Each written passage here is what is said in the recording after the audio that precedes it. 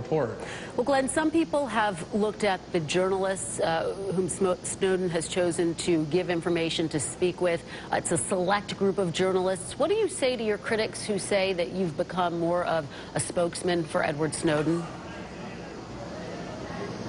I think that's ludicrous, is what I say to that. Every journalist has an agenda. We're on MSNBC now, where close to 24 hours a day, the agenda of President Obama and the Democratic Party are promoted, defended, glorified. The agenda of the Republican Party is undermined.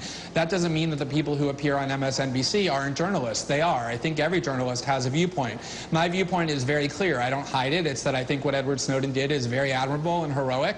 But at the same time, the ultimate test of a journalist is what you publish accurate and reliable. And I think with regard to every story that we publish over the last 6 months, there hasn't been a single correction made to any of them. Very few have been called into question. And I think that's the ultimate question when it comes to, is this journalism? Well, I think the point is not so much about MSNBC and what happens here, but more that sometimes when you talk about Edward Snowden, you do defend him. And some people wonder if that crosses a line.